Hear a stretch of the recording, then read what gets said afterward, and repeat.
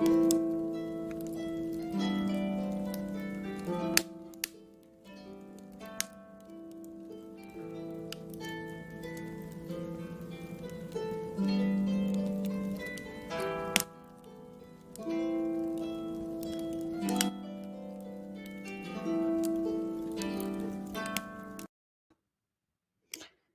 dia, Yiva Korja. Good evening to you. Good morning. Good afternoon, wherever you are in this world. And before we start, I would just like, as I did last week, for us to go within and reflect on peace. Gomara Shiakon ar fud na crunne. Gomara Shiakon in our jaili agus in our jirha. Ganairi lin len ar garamaka. Gaumid buichas jeev, jeha quivdaka is spirit quivdaka.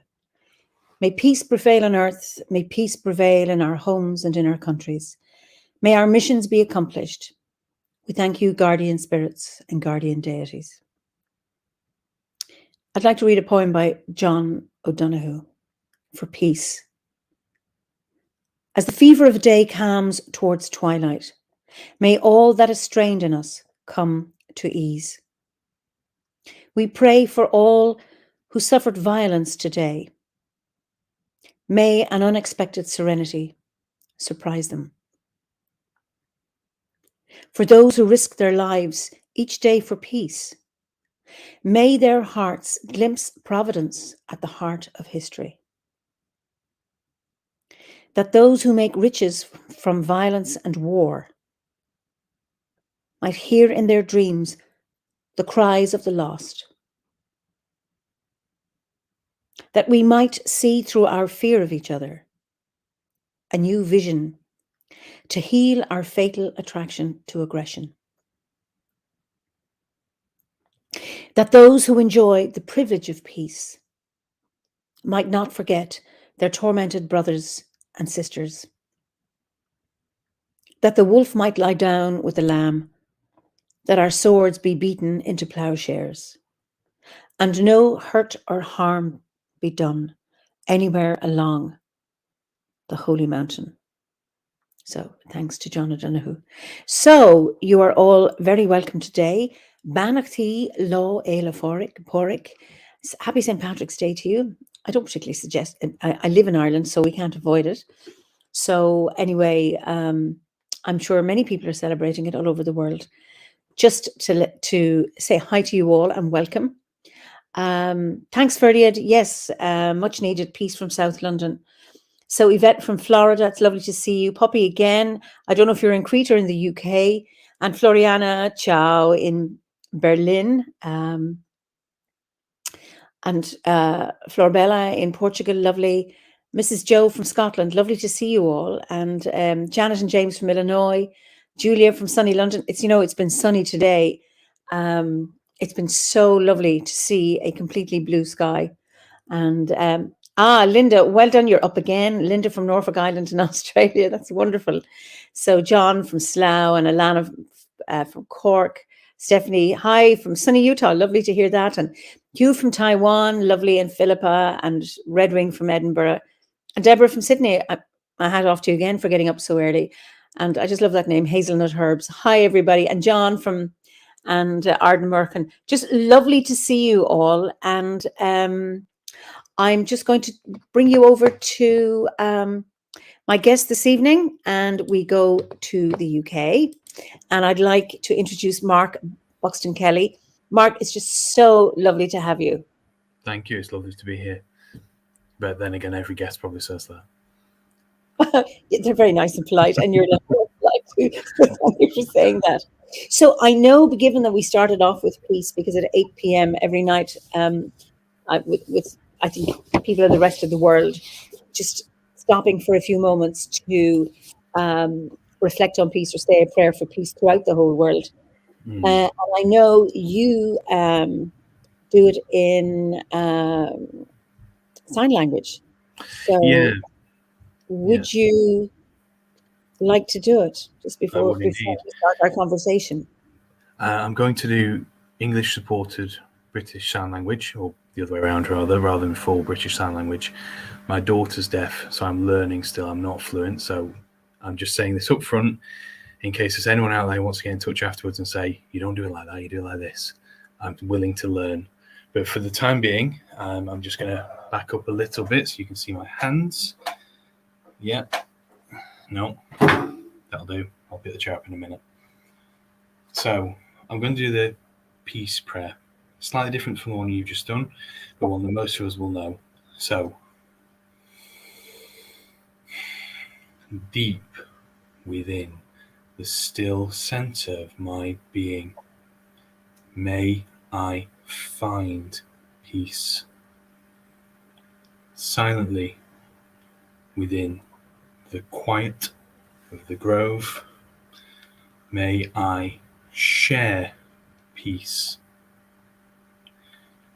Gently and powerfully within the greater realm of humanity, may I radiate peace. That'll do. That's beautiful. I have to say, Goro Auli, as we say in Irish, it is so. That is just absolutely beautiful. Thank you. Also, people admiring your drum collection in the back.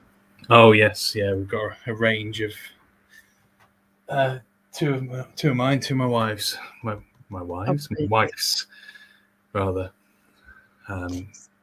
So Gabriella says, "Lovely. We should have that on Instagram." So yeah, it's an ongoing project of mine. As I say, my daughter's born with a genetic condition called Charge syndrome, which just means her ears effectively don't work, is one of the symptoms. So we're slowly but surely learning how to communicate in sign as a family. And one of the things I realized is that as an order, we try and do our very best, don't we, to be accessible? But absolutely. Until we have people in the communities that actually allow that accessibility, we miss opportunities sometimes. So I'm hoping with my Grove Nos Corrin, or maybe in the Tantii up here in the northwest, to do full-blown rituals in sign. If I can get people on board, it takes a little bit of learning, it takes a little bit of effort and coordination. I mean, the sign for humanity, you've got to get your hands in 3 different positions there very quickly. So doing that from a standpoint where you're not used to, it's something that needs working on. But I'm hopeful. I'm not just hopeful. I'm really looking forward to actuating this and getting it done so we can get the British Sign Language up. And the fantastic thing is, you may not be aware, but British Sign Language is just British. It's just English, as it were, when it comes down to the English language, not the nation. But there's an ASL, there's an Irish Sign Language, there's German Sign Language. There's hundreds of different flavours of these quite old methods of speaking, methods of communicating. And it'd be beautiful to see, I think, from other members across the globe coming back with their versions, like you gift the gift of Gaelic there. So let's see if we can gift the gift of sign as well. Well, you've got a first challenge, and I'm sure you're able to do it. I don't know. Willow Moon says, I'd love to sign Awan. So we're going to do the basic alphabet here. A. W. That's it, fingers steepled. E. N. So that's... well, I remember I remember the letter N. Yeah. Yes. Yeah. Okay. So that's it. A. W. E. N. Yeah. Brilliant. Thank you for asking for that, Willow. Yes, thank you, Willow. No, it's about spelling it. We'll do IMAS another time. But that's lovely to see that, and it's such a gift. We've had 3 languages for peace today, and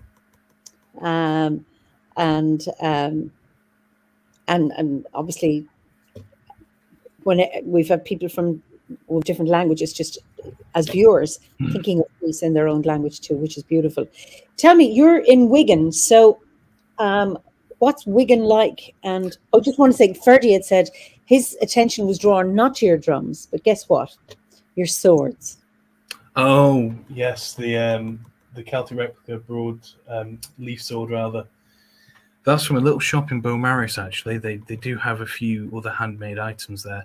Can't think what it's called now, but it's the only knife shop on the high street. So the only one. yeah, so it can't be that hard to find if you happen to be in Beaumaris and Anglesey at any point. Wigan. Wigan is a green borough clad in facade of old industry, which is to say that you get a little bit beyond the rows of old mining terraces, and you get a little beyond the mills and a little beyond the college and buildings and such like that, and you find these big patches of green, largely reclaimed colliery land. So it's a healing land spirit around here in many cases, but there's some ancient or semi-natural ancient patches of woodland. So Nos Corin, literally Welsh for night orb, because I wasn't very inventive, but we tend to meet at night under the full moon, closest to the spokes of the wheel. Hence that comes in. That's held in Borsdale Woods. Borsdale Woods is a semi-natural ancient woodland that dates right the way back, and it survived as this little valley scar of quite old trees and beech plantation. Wow. But there's masses of different sites and areas, and if you go just beyond Wigan, you find yourself on the West Pennine Moors. The what moors?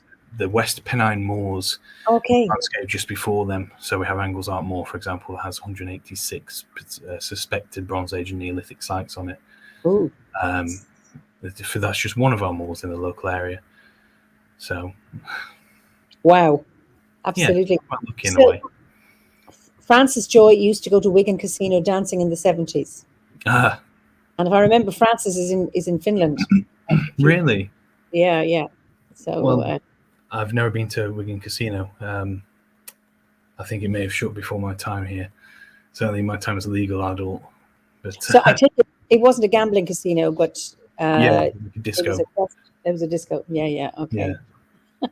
And Chrissy, whom you met a few weeks ago, she's going to be in Beaumaris next week. Oh, so nice. It's just interesting, having comments and people just join in and add something, and it's kind of adding to the conversation. Well, jumping back, Willow Moon actually is one of our Wirral friends from here. The Wirral's not very far from Wigan, really. Okay. She's the other side of Liverpool, and she's involved in the Grove of the Ether with me, and Karen and several other prominent people. And it's an online global connective grove that came about because of the lockdown, really. So I just thought I'd mention that there. Oh, brilliant. And Amber Crystal says we're from Chester, not too far away. Right, yeah. And Ricky, Ricky Gellison, he did much of his nursing training under Wigan Health Authority at Lee. I think it's pronounced Lee. Lee, yeah. From Old English lay, oddly, but it is. Oh, okay. And what does that mean? Lay refers normally to deer, so it's an area, a clearing, or a space where deer lay down. So Hindley, where I'm currently living, is the lay of the hinds, where the female deers lay down. Oh, okay. We've got quite a few old names still around here. Lee, L-U-I, father with an accent, is the word in Irish to lie down. Well, there we go. It's just spelled differently. Lee is, in a lee is to be lying down. Yeah. Nice. So, I just love these magical things. And then, is it MIS Tree? I'm in the Grove of Ether also, all the way in New Mexico. And of course, last week, I had a guest from New Mexico, Billy Stewart, or Oak. Yeah. So this world is getting smaller and smaller. Oh my God. And then Eimear, I was born and grew up in the Wirral. So good to know there are OBOD activities going on in my old region. And Anne is in Canada. So, and then Helen's in Merseyside. So this world is getting smaller and smaller and smaller. And then I have a message here from Owen the Vardoon. He was one of my earlier guests. Owen is Irish and a member of OBOD, a member of the Traveller community. And he's published a wonderful book, Why the Moon Travels, on Traveller stories. Well worth getting. Anyone, if any are new viewers, just get it. He's a brilliant storyteller, just such a poetic storyteller. Anyway, I love the approach and inclusion. Many of my mother's people are hard of hearing, or people who state themselves deaf with a capital D. Most of us use love in a soft way. So love is the Irish word for hand. Yeah. Inclusion is not a passive thing, but something that can move the mountains of unknown history and the landscapes of connection. if we dare to reach, not in great singular gestures, but in the everyday knowings that contain and maintain rather than just demonstrate. Delighted the sharing is happening. Thank you, Owen. It's just lovely to hear you. I mean, it's beautiful to hear that, really. I mean, language itself is magical in its own expression, however you use it, whether that's in movement or by the tongue. And I must admit, it's interesting to hear you've got traveller heritage rather, Owen. So it's on my side, on my dad's side, there's Didikoy and then Romani, going farther back, and there's some Irish travel on my mum's side. So we get about. Yes, it's just wonderful. Yeah, that's just brilliant. So, yes, and Gabriella says the world feels small. It does. And Yvette says, I'm a retired speech pathologist, and I'm so inspired by how you're expanding our world through sign languages. And I was in with Philip and Stephanie in New Zealand in 2019, and their 3 official languages are English, Maori, and sign language. Brilliant.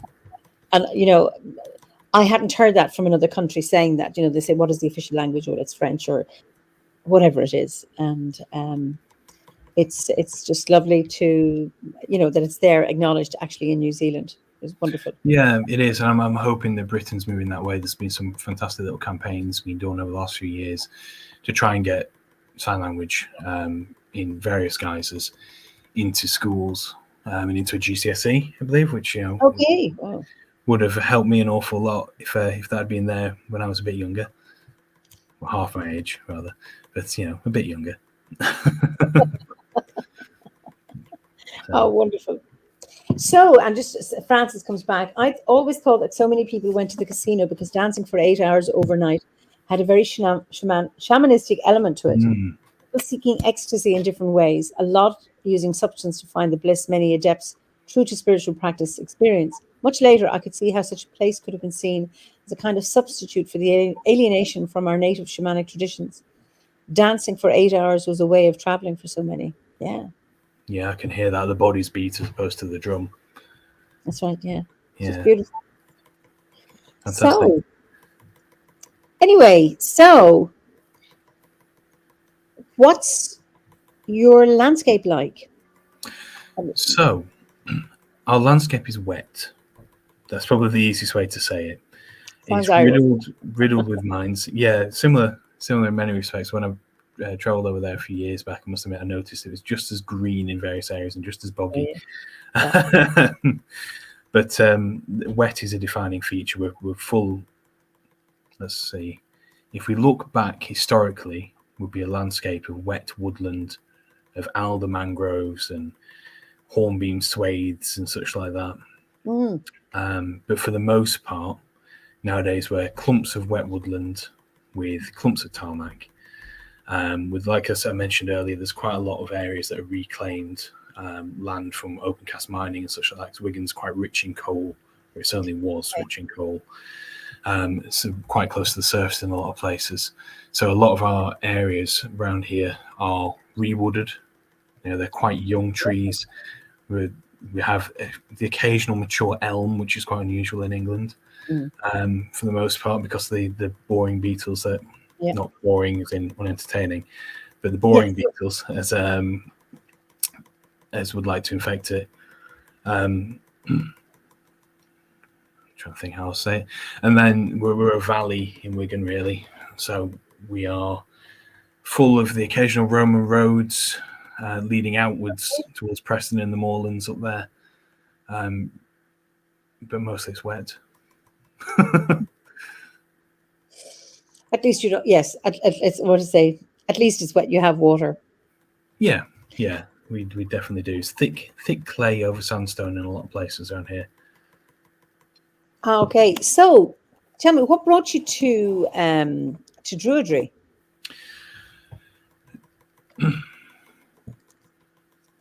Probably my grandparents and my parents in a lot of respects. In the way they introduced me to nature and the way the world works in terms of green things.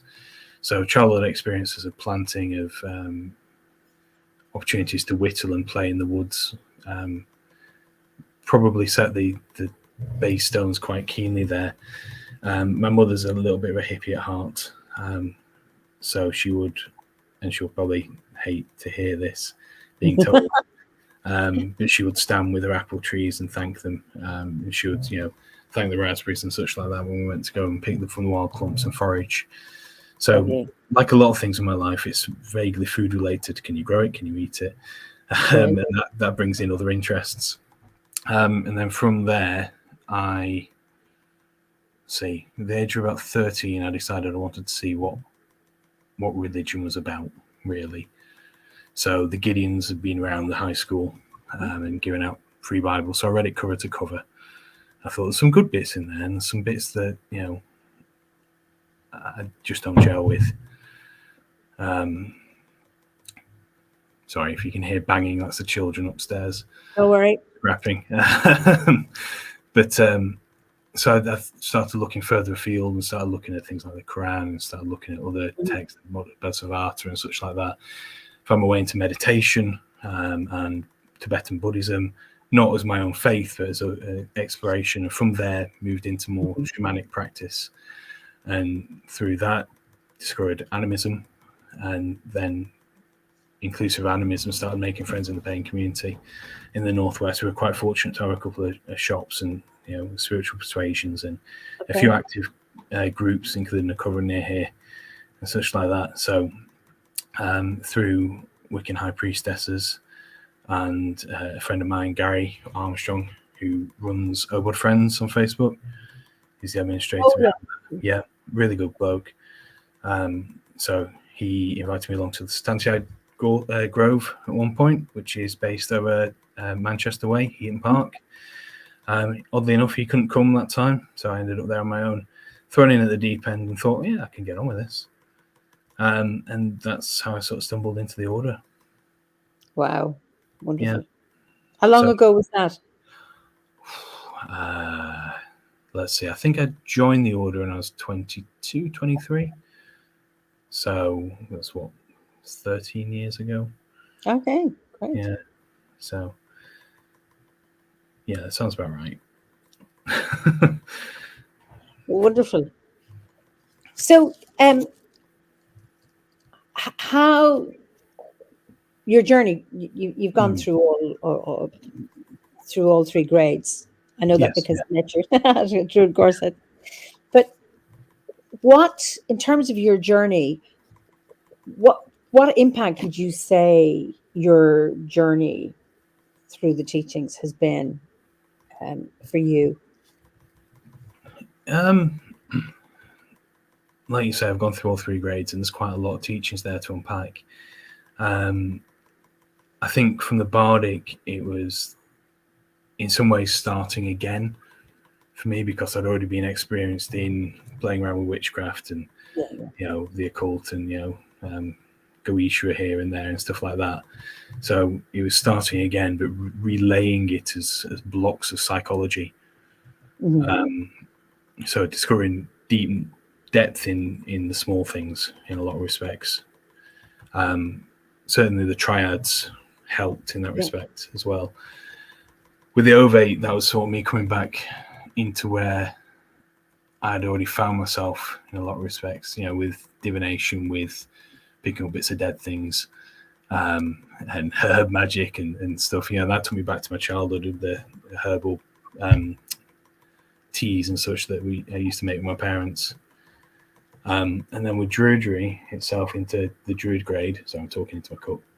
That's okay. The Druid grade I actually found probably the smoothest walkthrough out of the rest of them.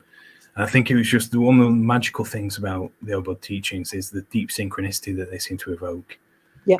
You can pick up a words and it just doesn't feel quite right at the time. You might feel it's a bit stifled, or some point in there just irks you slightly.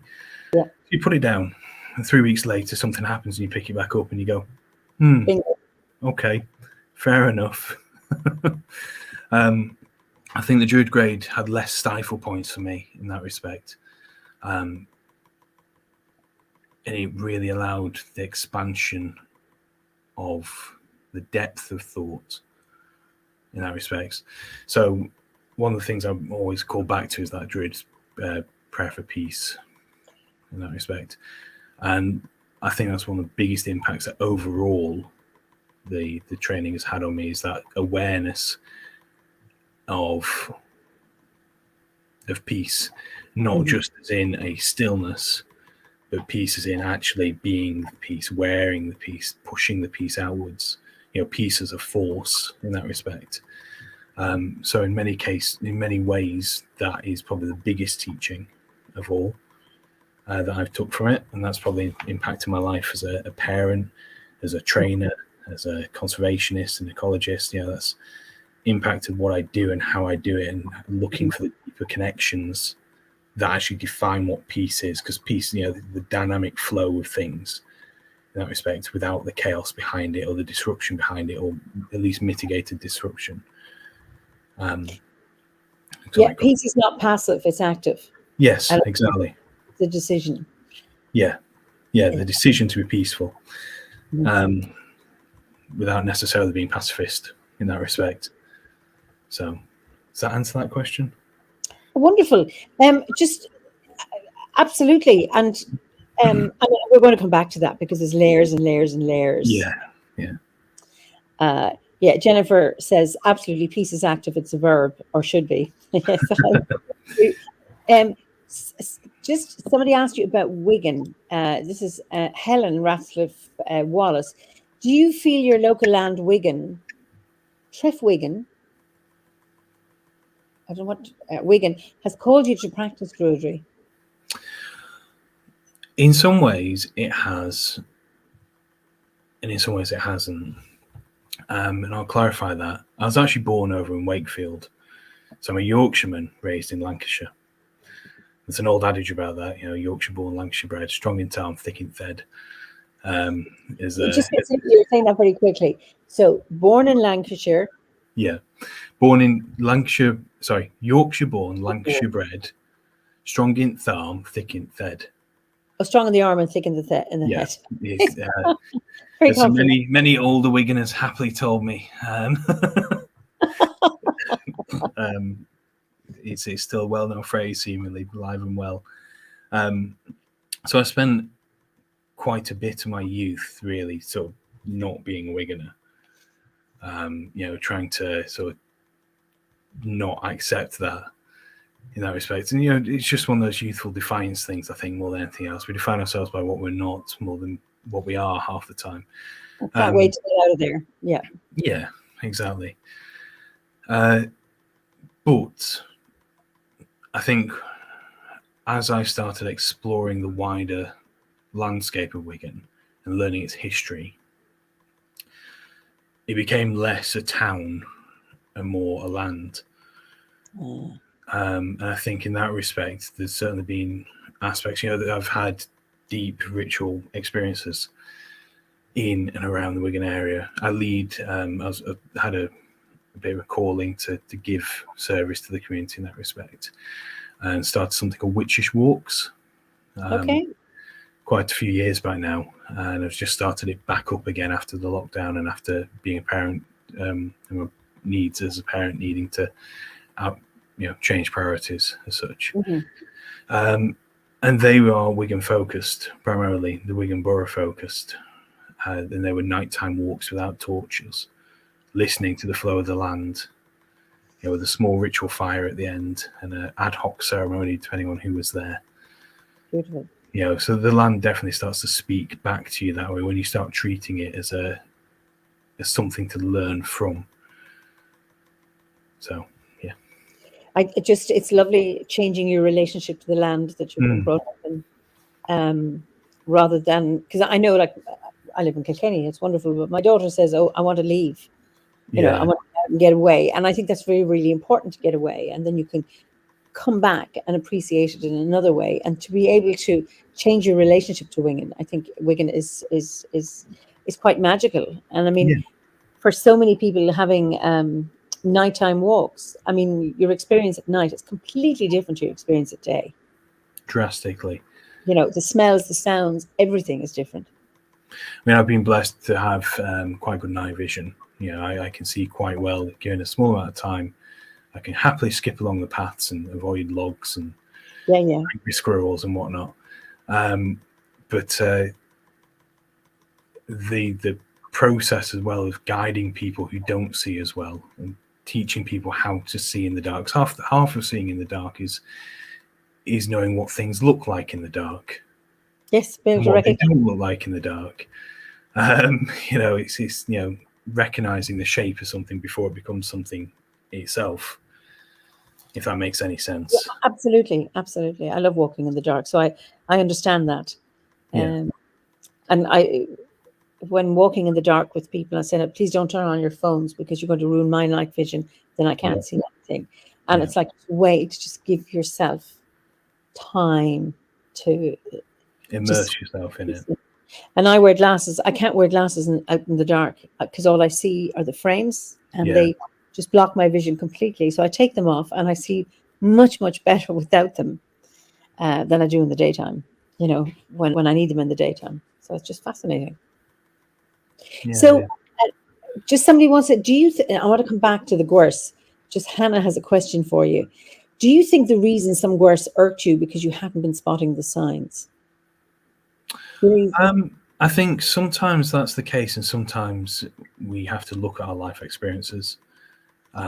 Sometimes we're too young to experience certain things, or we haven't had the opportunity to see things in a particular way or be challenged in a particular way.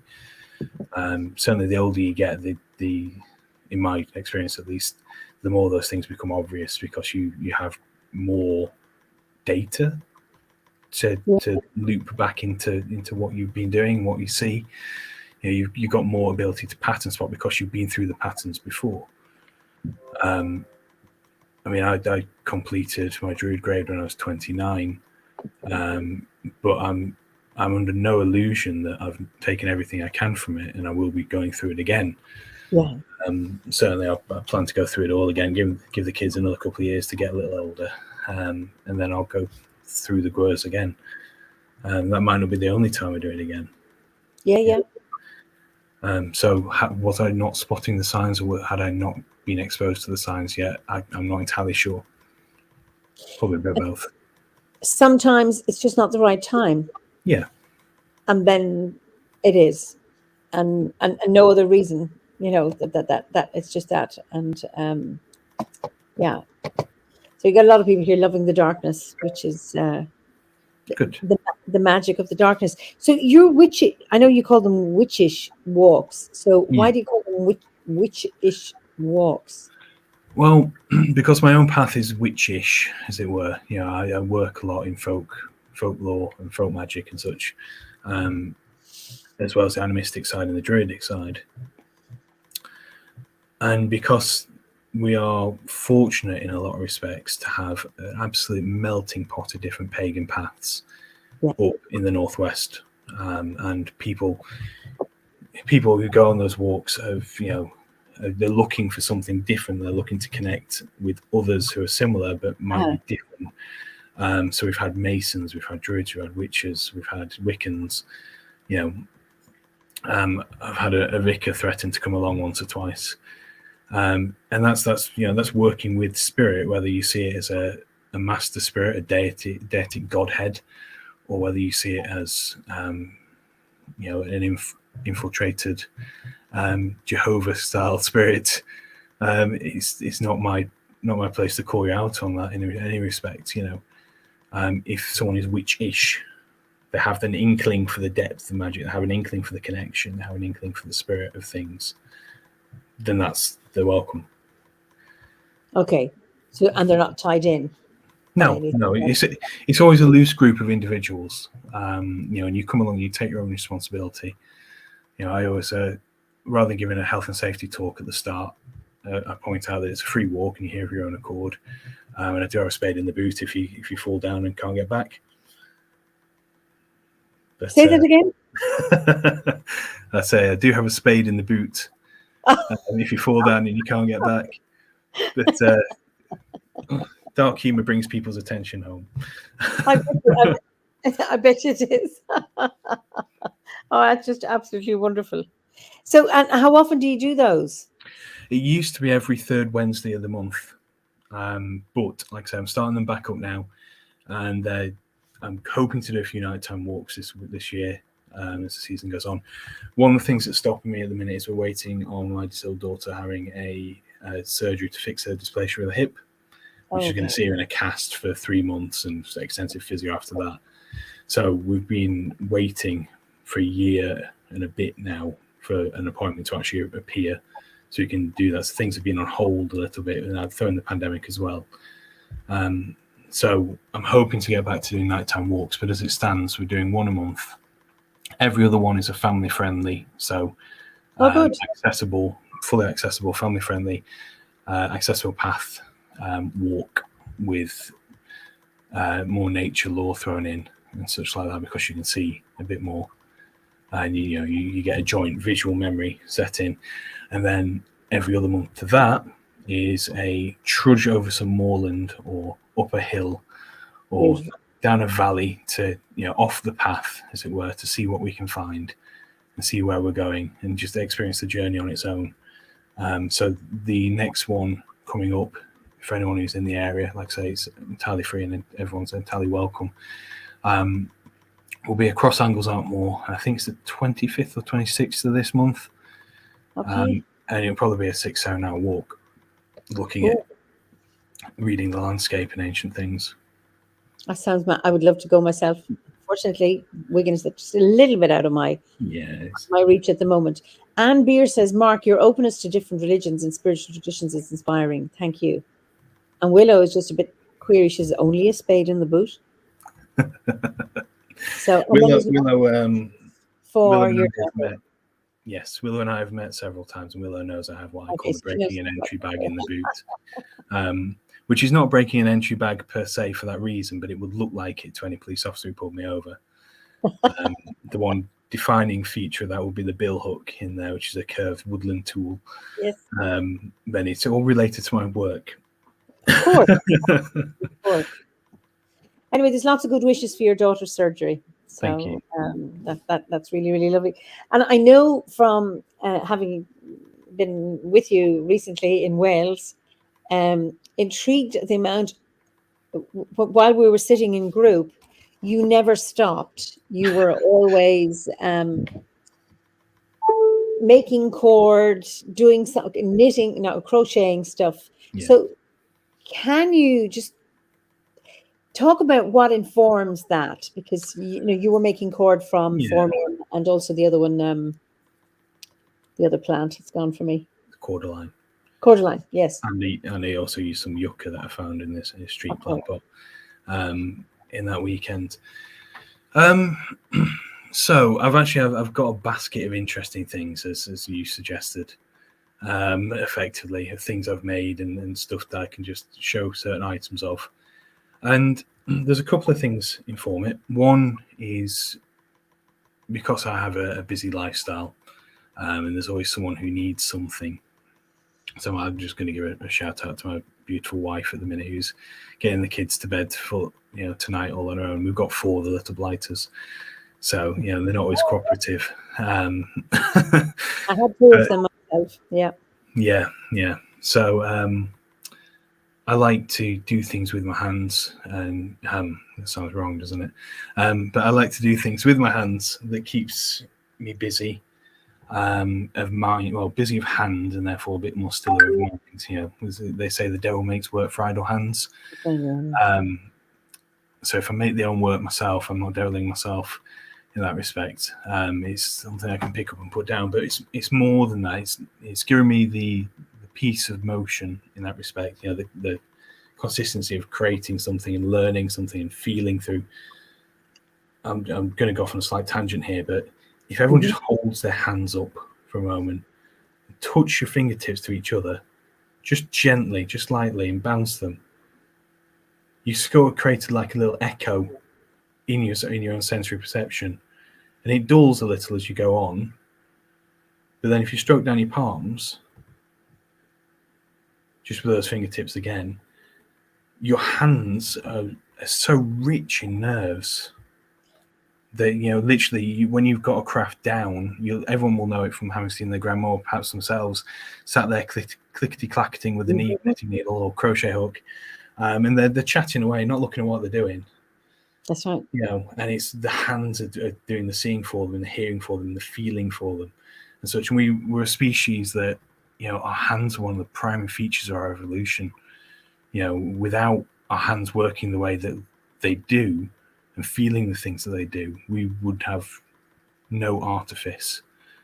That's right. In the same in anything like what we have today. There would be no computer. There'd be no crochet. There'd be no rope or knives or, you know, clothes in the same respect that we see them today. And that's thanks to our hands and our hands' ability to take on neuro information and deal with it themselves, with the sort of calming the mind at the same time, in that respect. But going back now off the tangent, another thing that informs it is wanting to understand a little bit about that process of how we came into the world as a species, you know, and our niche within it. So I'm a firm believer that we are a gardening species, and that's what we should do. We should be connecting to the land, stewarding the land in that respect, you know, working with it and feeding off it. And in that respect, it also means that we use cyclical resources. So we use natural fibers, we use different plant and animal compounds and such like that to make things work within balance. So there's that, and I'm just a curious person in more ways than one, I'm sure. But I'm a curious person, so I like to figure out how things work. You know, what makes it do that, and, you know, how did people do that in the past? So I use a lot of natural materials, but I'm also very keen to use Anthropocene waste, so human waste. So if I can get it out, that's a spoon. I'll show those in a minute. That's a spoon.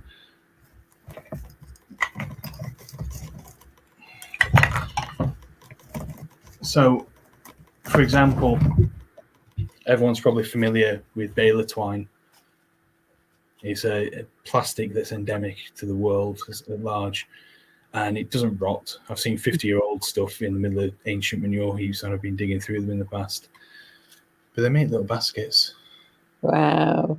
You know, that's a quick crochet job before I'd started hot joining, so it's still got knots on. But that lasts forever, and it's washing machine friendly. So, you know, for example, so I'm keen to use Anthropocene waste in that respect. But I've heard you have a few pings, so go for it. I have baler twine. I use it in my tunnel for supporting tomatoes, but there's way more than I need. But the idea of, so you crochet that? Yeah, crochet with a 10 mil or 12 mil. Plastic hook works best because it's smoother. But then the metal one kind of catches. I'm intrigued that it goes into the washing machine. Of course, it doesn't shrink.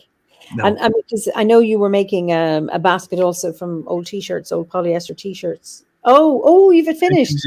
It's not finished. This is its precursor. This is the smaller version. I've yet to trim it up and tidy it, but that is polyester t-shirts with thread of acrylic blue and pink wool mixed through it. And that again can go through the washing machine, and it's, you know, it weighs more than a small child. So, you know, if it's slightly larger. So, you know, I make those sort of things as well. It's really interesting, you know, this notion that things aren't permanent, and if you use natural, so I have a thing about willow baskets or any kind of plant-based baskets. I have a rack in my kitchen where they're hanging. I find them very hard to resist, and I've made one. I went down a workshop, and I thought it was absolutely wonderful. And of course, willow doesn't last forever. No. And I was like, well, they don't last. It's a pity. And of course, that notion, you know, the one thing that always changes is the thing that always changes. And yet, looking at your stuff that you're making, that to reframe that, to make things that do last, these things that it's almost like a redefining of what plastic is. Instead of plastic being a killer of a plant life, fish life, animal life, that now it can be harnessed and used to make permanent things that are useful. Exactly. And that just blows me away. And you're the first person I've met that who's actually talked about the permanence of these things. I mean, I'm obviously familiar with recycling, but the fact that I saw what you did, and with old T-shirts, I've old stuff that can't be, it's not good enough to give away, and I think, well, Yeah. I don't want to put it in a bin, so I'm now thinking, oh, because I can crochet and I can knit, and it's like, why not make these things? Well, that's it. It takes longer cutting them into yarn than it does actually crocheting the ball of yarn that appears afterwards. But this is one of the things I deliver, or have delivered, certainly written design delivered, however you want to phrase it, environmental awareness training, and it's too easy to go into the horror stories. Yeah. And that's not going to help us, because people have been trying to darken the news, darken the doorstep with the news of chaos and abandonment of life and such like that for decades now, and we're no further on in many respects. We're using more plastic than ever for packaging and such like that, and we're still not. We're buying for convenience, because that's what keeps the engine of capitalism ticking over. Convenience and consumption. And I'm not going to go into a full socialist Marxist diatribe, but effectively, plastic was developed to be long-lasting. Plastic, that's its original use, was as a replacement for horn and such like that, which has thermoplasticity compounds itself, and used to be made into all sorts of things. So Bakelite was one of the first plastics, and that was made to last forever. And then we've gone from that into cheap oil, and from cheap oil, cheap plastic, and now we've got cheap death. So we might as well make something that lasts a generation or 6 and can be repaired, because it's not going to go anywhere. We've got mounds of the bloody stuff filling landfills. So let's try and use it in a creative and pretty way. Absolutely. So the other people talking about it, and Devon says, our hands are our own magic tools to use in our personal practice. In witchcraft or similar beliefs, as so below, and to be able to use this, make things that are useful and that will last. I just think it's. And then Gabriella says there are bacteria that eat plastic. I know certainly there are mushrooms that do it. There are. There's a deep ecology aspect to that, which is not often spoken about, which is to say that plastic is essentially locked up carbon. It's a hydrocarbon strand. And one of the problems about organisms eating plastic is it then puts it back into the living carbon cycle. And if we're not actually locking that carbon back up, it becomes active carbon as opposed to latent carbon. And latent carbon should be latent in that respect. Stuff that's come from fossil fuels comes from well before our time. The last time it was in the active carbon cycle was coniferous forest, carboniferous forest, should I say. And it's been locked up for millions of years. And because it's been locked up for millions of years, that's allowed us to enter things like the Holocene period, the period of time that actually were evolved and adapted to live in as a species. So having mushrooms eat plastic and bacteria eat plastic is in one respect very clever and very good, because there's natural oil-eating organisms out there. But in another respect, it's just adding more carbon into the atmosphere as opposed to locking it away. So you've got to be careful about where we look at technology as a false hope. We can bioengineer organisms to do all these things, but unless we're actually then dealing with the organisms themselves and putting them back in the ground or locking them up in that respect, which seems a bit of a cruel fate for a service. That's right. It's interesting. I hadn't thought of that. And Lynn Swan Ellison says there are groups who recycle plastic to make beds for the homeless. Yeah. And I know there are projects in Tanzania, in a place where I used to teach. There's an Irish woman who set up making furniture from plastic bottles. Yeah. And that's, I think personally, we should be looking at plastic waste now as building material, and putting it into houses and environments that will last for centuries while we figure out actually what we do with it after that point. You know, we need an intermediate lockup to stop the microplastics getting into the sea and into the fish and into the plants and then into us and causing all the variety of mismatched hormonal changes and cancers and such. And here we go into the horror stories again. But I'd rather look at it in a positive thing and see, you know, is there a change I can make that actually positively affects this? Yeah. That actually deals with something that's already there. Because the bale of twine is not my waste. My eldest daughter goes to horse riding class, or used to at least. And they have bale of twine on these gargantuan industrial sized bales. It just goes to landfill. So, you know, I snaffle it. Okay. That's brilliant. Yeah, it's making stuff and then ensuring that that we don't continue to produce it. I mean, I like to eat organic food, okay, and I'm lucky that I can get some. But so often it comes in plastic wrappers because they have to keep it separate from the non-organic. But then there are other ones that have the plant-based, it's not plastic, but it looks like plastic, but it's plant-based and can compost. Yeah, it is. It's bioplastic stuff. Yeah, so some people can use that. Some producers choose to get that and others don't. And I don't know. Go on, you're going to say something. Yeah, I am. Is that a cop-out? Yes and no. Bioplastics, depending on what they're made from and how what they're made from is grown, is the concern. There are oil-based bioplastics, you know, or rather biodegradable plastics that still take 250 years, but they break down under organisms and, you know, digestion and such like that. They're to be avoided. And then you have cornstarch bags and such. Now, if that's organic corn, fabulous. You've got a transport cost to involve your carbon fee, if you will, from crop to process to factory to warehouse to customer. But that can be mitigated with the biofuels.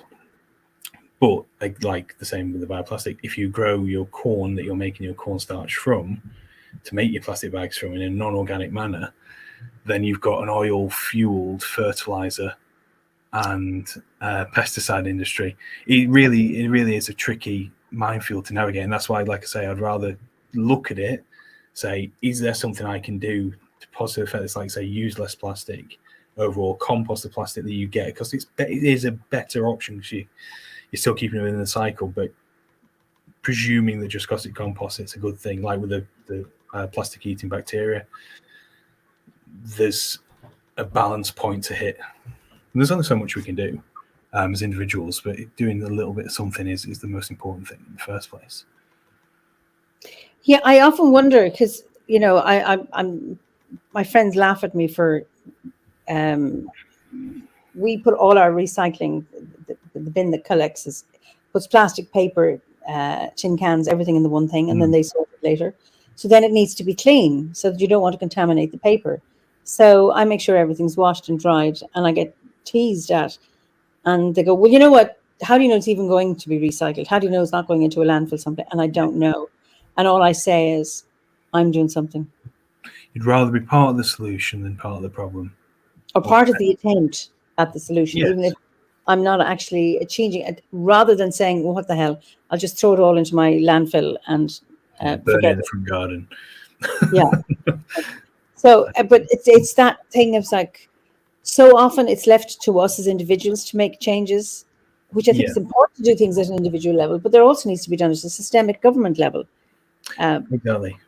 I mean, the thing is, it's about following the money. I'm aware this is where we start sounding like conspiracy theorists, but you know what? Sometimes they're right. But it is about following the money and looking at what the system is that keeps perpetuating that money coming into the big profiteers. And it's that convenience and that consumption that we spoke about earlier. You know, it's cheaper for them to just bury a landfill site under a load of earth and plant a load of trees on it and hope it doesn't go pop, than it is to actually deal with the problem up front. But unless they're hit with their economic impact, unless people stop buying it because that, or communicate they're going to buy less of it because of that. That can be enough sometimes, communicating. I've seen drastic changes. I mean, you have organizations like EDF, the French-based nuclear power company, while it's obviously not fixing the nuclear problem, they're responsible for a vast amount of ecological education in primary schools across Britain and France and certain areas of Europe. So they're still doing some good. And I'm not a spokesperson for EDF, by the way. I'm not advertising them, and I'm still not certain on that nuclear is the way you should ever go, unless you're looking at these clever new thorium reactors. But that's another geek conversation for another time. But yeah, it's looking at the positive choices you can make, and you can make most of those by how you spend your time and your money. Mm-hmm. And I suppose it's about conveying that to those. John King, the IMO, the problem is the encouragement towards overconsumption. How do we change that? Well, I'm not a guru on this matter, but there's 2 or 3 ways you can change that. The first is what's called the quiet revolution. And the quiet revolution is happening in millions of gardens everywhere. Or balconies, or kitchens and such, and that's to use your own landscape, your own area, to grow in an ecologically sensitive thing. I'd look up permaculture if anyone's curious about what I mean by that. To grow in an ecologically sensitive and smart manner, what you can, and what you can eat yourself, even if it's only a basket full of herbs. It's still better than nothing. You're engaging with the soil, which is great antidepressant in the first place. Indeed. So that's the second step, is look at how you can take your power back in that respect. How much power are you giving away by, I have to buy it in plastic, or the recipe calls for courgette, not squash. And therefore you can't grow marrows at home. Because we often work in these peculiar little circular logic patterns, because we have fixed ideas about what things should be, rather than actually looking to explore wider options. And that's the second one. And the third is communicate. Use your voice and your pennies to communicate to the people who have the power at the minute, because it's arguable that we don't live in a true democracy in the UK or the States and similar. We live in commercially controlled proximities to democracy, as opposed to one-to-one representation. Mm-hmm. So you've got to put your pressure on the right points, which is harder to do. It's often easier to want to just step back and do nothing, just take care of your vegetable garden. But sometimes you're going to need to buy extra grain in for the chickens. Mm-hmm. Or you're going to need to import some compost because you might be on a concrete slab, and therefore you've got to look at the lesser evils, do your research, and do what you can on that topic. That's the fourth one I'd like to suggest, is that one of the answers to that is soil building. One of the reasons we are in danger as over-consumers is soil health across the globe.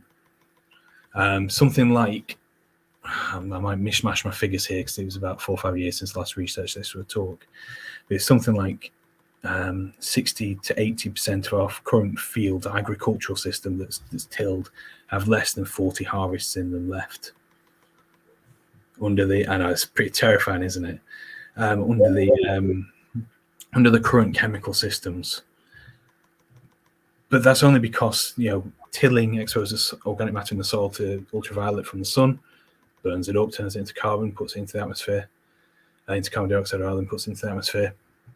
So you want to have a covered soil where you can, which covering your soil with organic matter increases the soil content over time.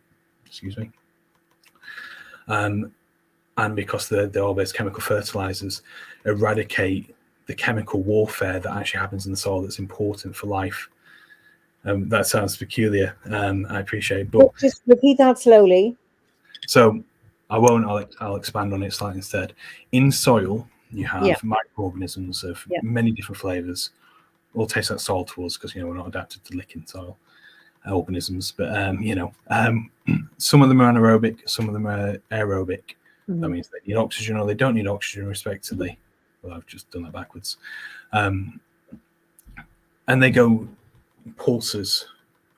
When the oxygen's in the soil in micropores, the oxygen using bacteria and fungi will swell up in growth, and they will suppress the anaerobic ones. And as they use up the oxygen in the soil, the anaerobic ones do the same thing. The soil is literally pulsing with life if you watch it in a particular way. And when we use chemical fertilizers instead of organic material-based fertilizers, so manure, human manure, is one we should really be looking at positive. That's human manure, plant waste, wood chip, and all that malarkey. We are depriving the anaerobic organisms of the chance to eat food and therefore create more humic acids and such like that, and therefore stabilize the soil and keep the soil sticky. Because without those bacteria doing their little dance back and forth, the soil stops being sticky and it starts washing away or blowing away, with dust bowls and such like that. Sorry, I know it took a while to get to that point, but effectively, that's one of the big threats that chemical fertilizers have done. If you go out, and it's an interesting thing I noticed first 10 years ago, maybe, when I started looking into soil building and soil health and such. If you go out to an agricultural area, you'll often find there's a little grass path between fields. Yeah. Now, if you are adding to the soil organic matter and building the soil up, it would stand to reason that over time, that soil will get higher in the fields than the path. Yeah. I can pretty much guarantee that if you walk along most farmer tracks now, the soil is lower than the path by quite a measure. It's not just vegetation height. It is literally because it's slowly losing its organic content and turning dead. Because without the organic content, without that stickiness, many interesting things in life are sticky. But without that stickiness, the soil will eventually fail. And the more you pour inorganic fertilizers on things, you give a quick boost. So you suddenly wipe out one group of bacteria, suddenly wipes out another. But then that boost is gone. There's no stability in it, in the organic material, because there isn't any organic material, because you just pour inorganic fertilizer on. And then there's no recourse for that, and the soil starts to die. In that respect, so soil building, I think, is vastly important. And if we can soil build ourselves, be that through composting, through mulching, through growing green manure, so growing crops over bare beds. So if you've got a bed in your garden, for example, and you've done some potatoes, and you don't think you want to actually do anything else in it until next year, sow some field beans, sow some veg, sow some clover. So anything there that will literally create an organic mass that you can dig in and build the soil, or cover with a sheet for a few weeks and build the soil up, because that's how you trap carbon back into the ground, as opposed to losing it from the ground, and that's how we slowly make a footprint back. Brilliant. John says, I'm currently reading The Entangled Life. This is Merlin Sheldrake. Yeah, it's on my reading list, but I've not got around to reading it yet. I started it. I have it on Audible, and it is just fascinating to listen to him. Just a beautiful way of speaking. It's just wonderful. Anne says it's a privilege to have space to grow food. Indeed, it is. We compost kitchen waste. Use no additives, grow food every summer in our garden. It changed our lives completely once we started this. Totally different relationship with the land and with our food. Also made us much more careful about not wasting. We leave a wild area in the back of the garden too. But above all, it made us conscious of soil and how important it is. So grateful. Yeah, it is a privilege that a lot of people don't get the opportunity to do, but most of us have green bins in the UK. Those green bins are the compost bins. They're for municipal composting.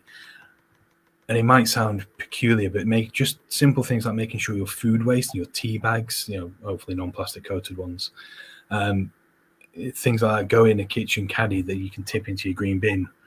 You might not have any particular garden waste, but you normally have a compostable allowance in that respect. And that alone will stop food going to landfill, which will stop it turning into effectively sludge and leachate.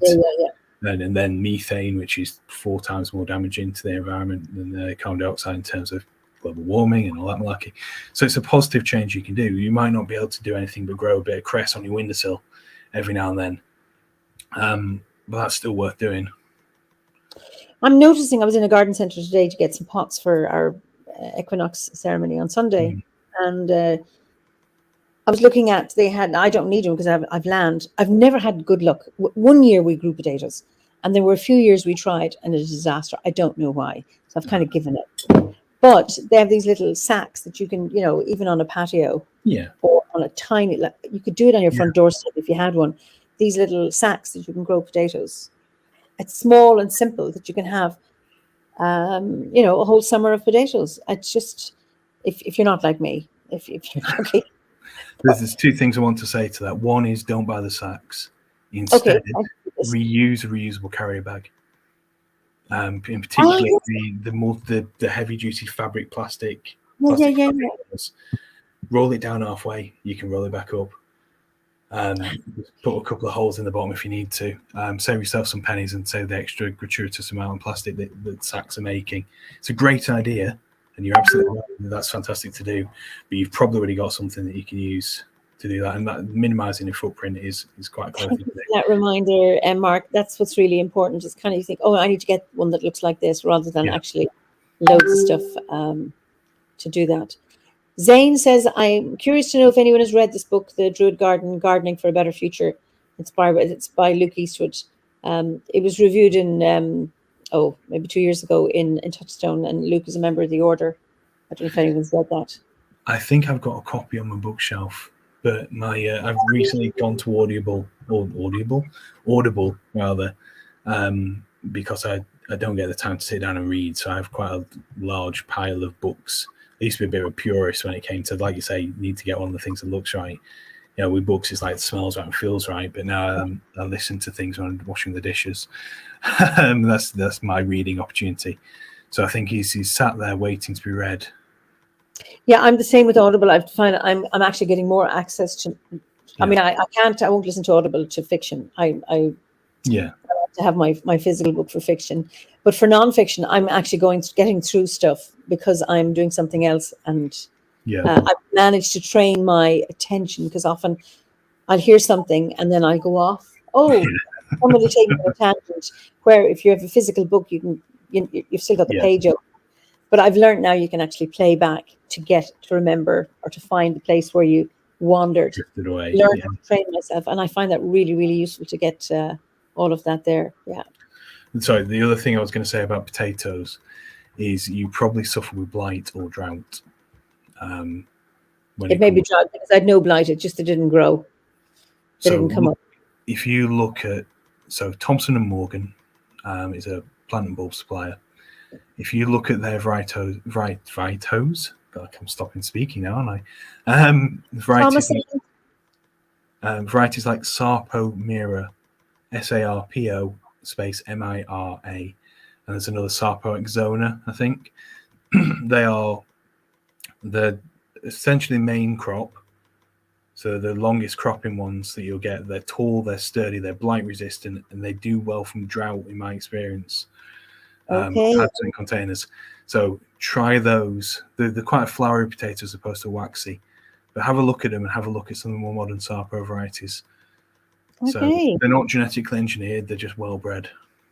We like well bred people as well as and our friends.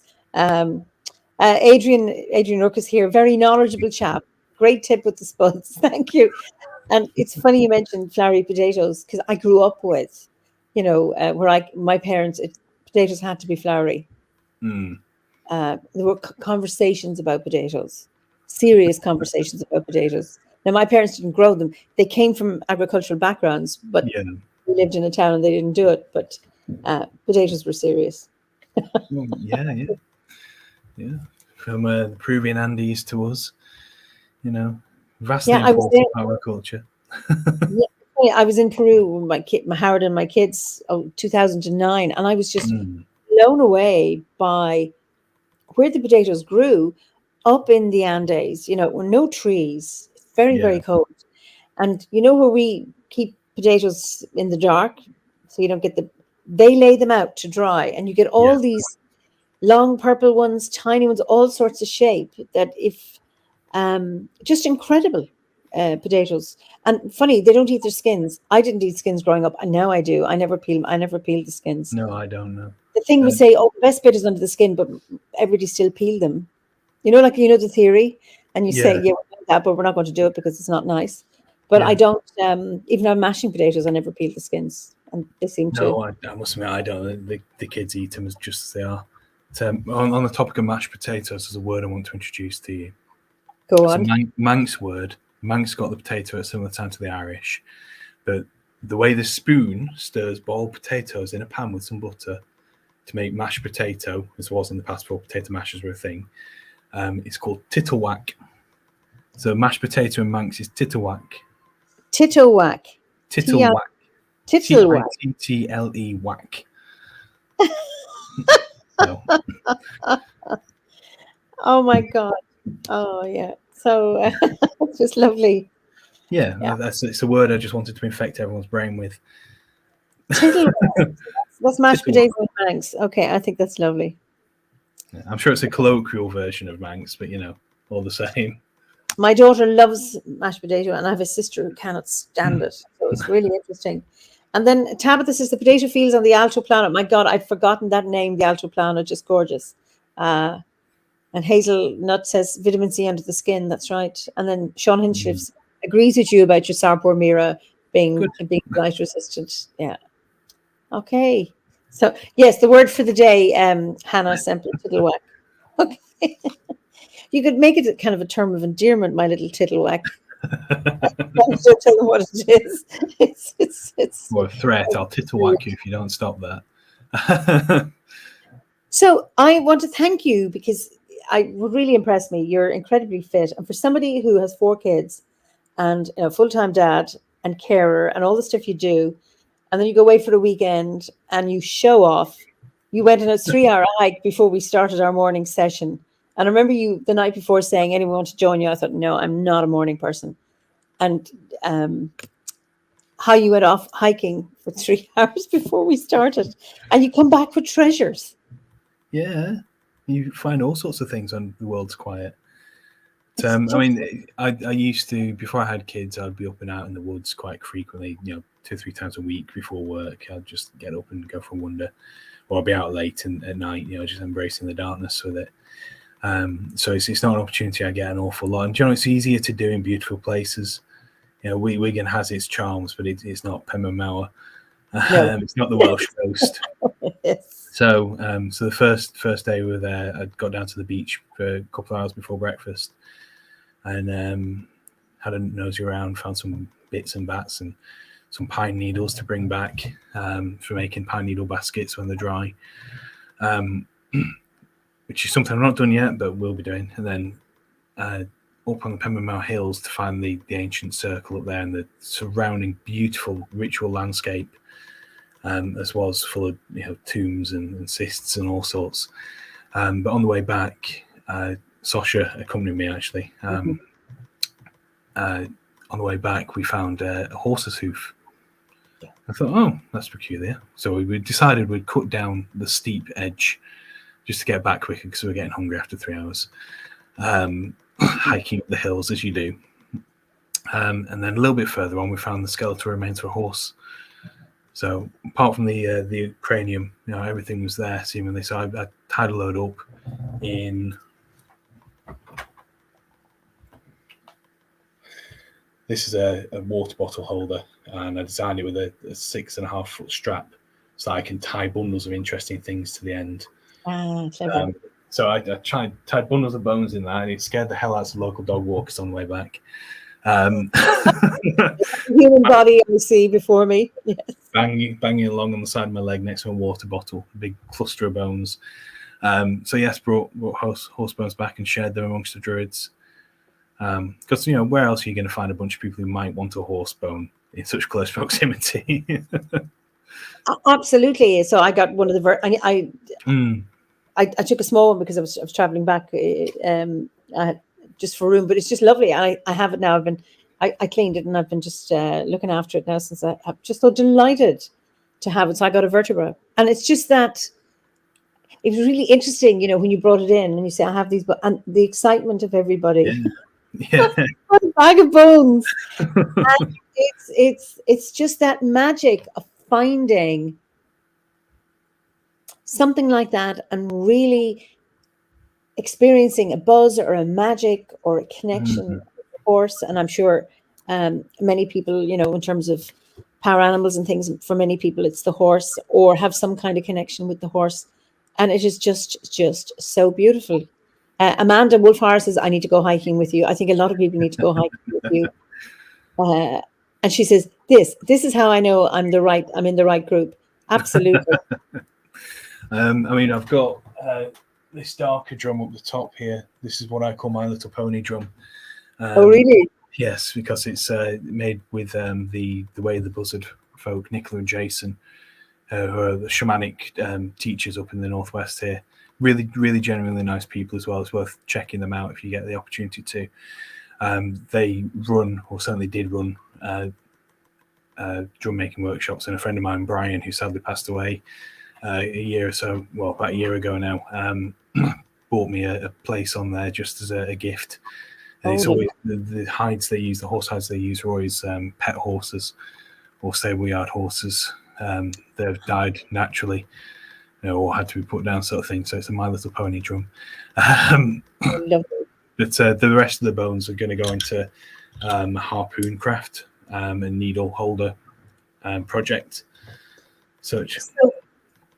Needle holder, or so? How are you going to, when you say? The certain Native American tribes, or Indigenous American tribes, as I should say these days,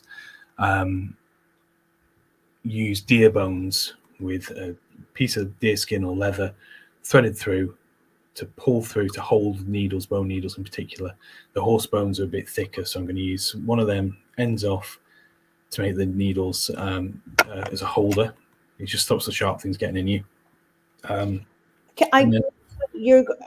What size is this bone? About 1.33 foot.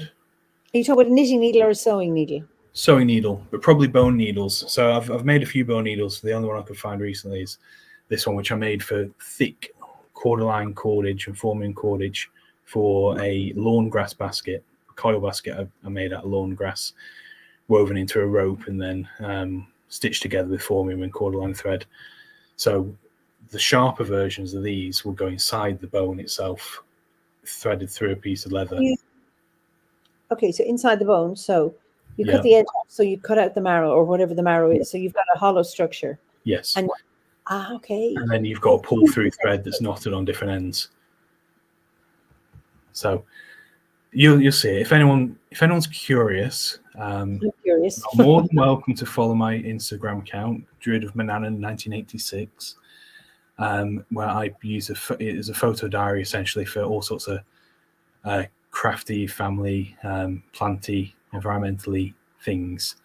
It's a right melting pot of all sorts of various projects. And then the rest of the leg bones, so I kept most of the leg bones and some foot bones and a tooth for myself, and they're going to go in. The smaller ones are going to go into my throwing bag, throwing the bones as divination. Yeah. And then the longer leg bones are going to go in to make other versions of this, which is let's see if I can show you all of it. This is designed for, let me start back where it was. The Liverpool World Museum. Liverpool World Museum falls really well, doesn't it? Have a display of different tools, fishing tools and hunting tools from around the world. And quite a few of them have these detachable bone, antler, ivory, stone tips that are attached to a cord on one end, wedged in with a piece of leather into a shaft on the other. Okay. The other end of the cord is attached to the back of the shaft. The idea being you throw it in, rather than breaking the shaft or breaking the tip stays lodged in whatever prey you're using. and the cord can just be used to pull it in when it gets tired. Now, I'm not intending on using these in any particular way. Your local seal population is safe from me, but the idea is capture my imagination. So I'm making various bone tips, and the idea is they have to be made just with a knife and a bone, really. So I'll be making several bone tips out of the other leg bones that I've got, and then making the haft to fit it up and make it into a working thing that I'll probably demonstrate on a pumpkin or something.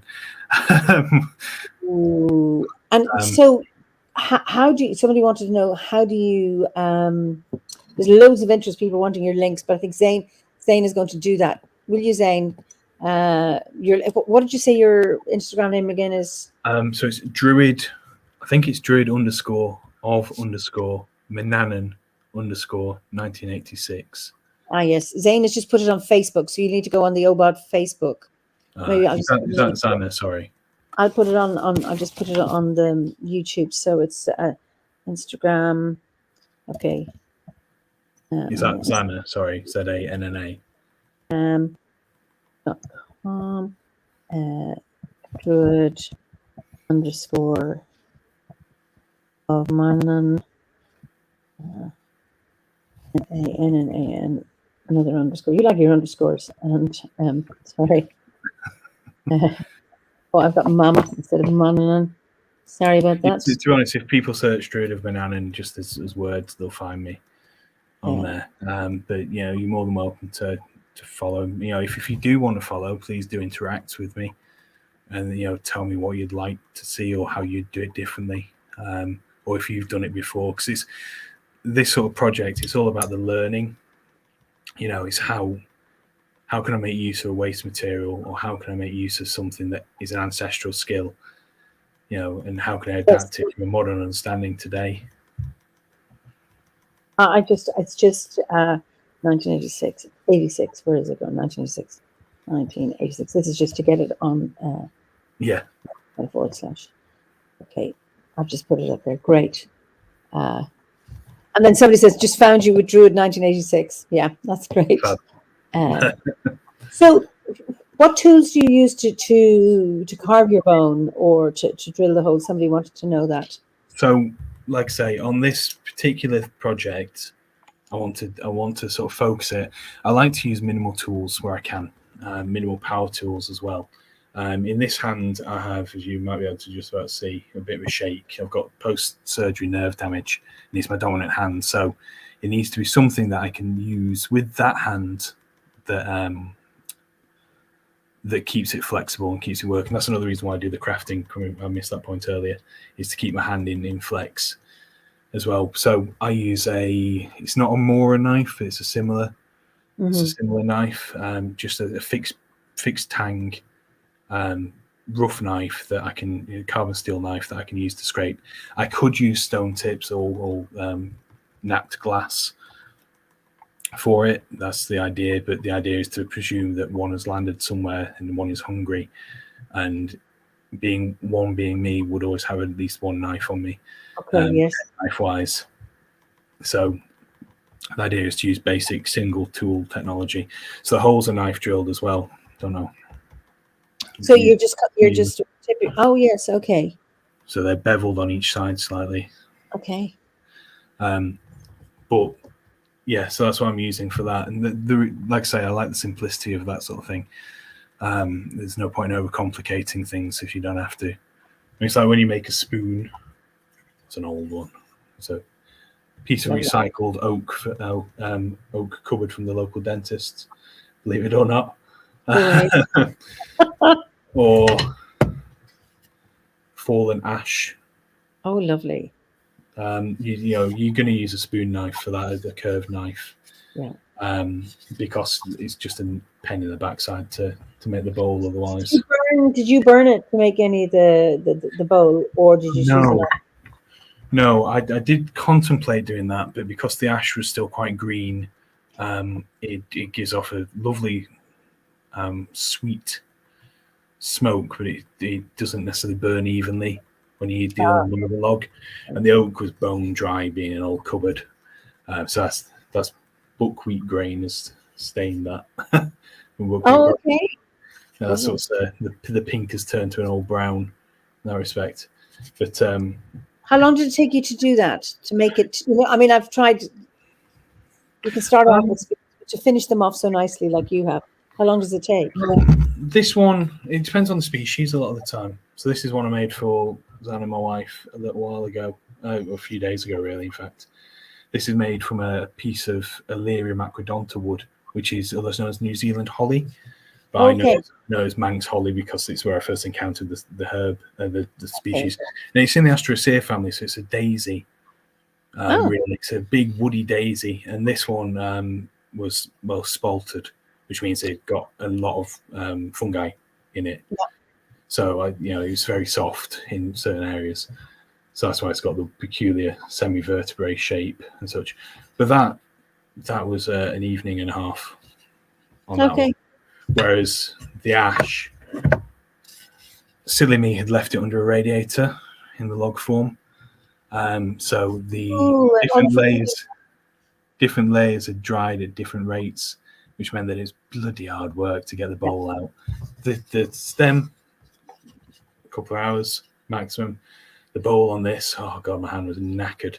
I had to come back to it 3 times just because it was getting so tough and dry.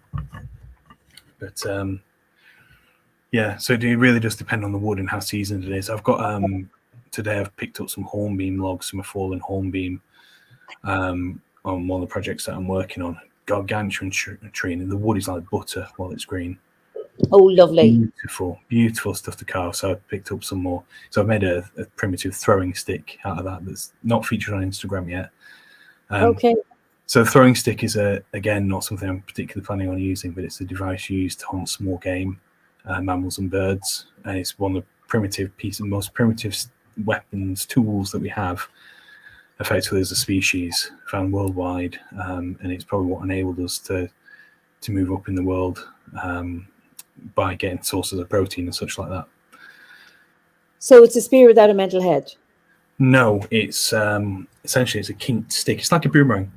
Boomerang is a version of a throwing stick, or rather, throwing stick is a version of a boomerang, or whichever way around that works.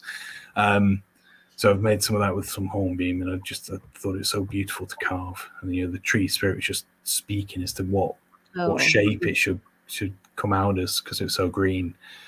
That I've taken a few extra logs that from broken branches today. It's bloody heavy, but it's beautiful stuff to carve. So if you throw the stick, does it come back to you like a boomerang? No. Boomerangs are a bit unique in that. This is more like, I think the closest one is a Kylie, I think it's called, which is like it's a hooked bent stick. Again, I'll be posting it up in a few days when it's fully dried and I can sand it down. I'm just okay. Sorry, my wonderful wife has just brought it in for me. Okay. So this is an S-shaped version, so it does. Okay. Which is beveled as well, so it's got to have all the decoration on yet, because I want to make it look pretty. But well, there's a question here from Gabriella. If you throw the stick, does it speak? No, it's not a Borora. In that respect, I have made those as well, but it whistles, so it certainly lands with a thud. So I'd pity anything that I did aim it at. Probably because I'd probably hit its friend accidentally, because I'm not a very good shot. But that's one of the reasons why I don't plan on using these things in a serious context, because I'm not a very good aim. Yeah. Oh, yeah. Francis says, I find Mark's knowledge and experience a marvelous example of what it means to embody beliefs, traditions, and practices of one's culture and landscapes. I couldn't agree with you more, Francis. You seem, Mark,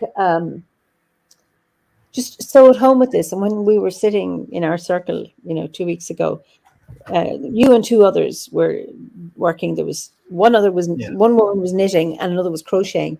Very intricate patterns, not looking at their work, but engaging in the conversation. And I thought, I want to do that. But normally I'm I don't knit often enough. I used to be able to do that. I'm out of practice. And then I was watching you just tearing bits off of the formium or whatever it was, and then just watch, and that ease with which the three of you have with weaving, crocheting, knitting, whatever it is, creating something that it seems to, I mean, obviously it comes from long practice, but it's just so lovely to see people who are so practiced at what they do and then create just amazing things. Thank you. I mean, I know Chrissy is one of those people making a virus shawl, and I'm very envious. With my hands nerve damage, I can't feel a hook smaller than say 8 millimeter properly. It just stops working for me. So I'm incapable of doing such a thing. And I think making one out of t-shirt yarn would look like a ghastly net curtain gone bad. But so I'm very, very envious of Chrissy in that respect. But it's beautiful work as well. She does. She had that a virus pattern. Yeah. I haven't heard it, that you just go back and forth, and you're just going back and forth, and it just grows and grows and grows like a virus. And then Lynn, who's also a guest on the chats, and she was doing some beautiful work. Yeah, she was, definitely. I only saw a glimpse of that though, but all the same, it's all very good stuff. Just fascinating.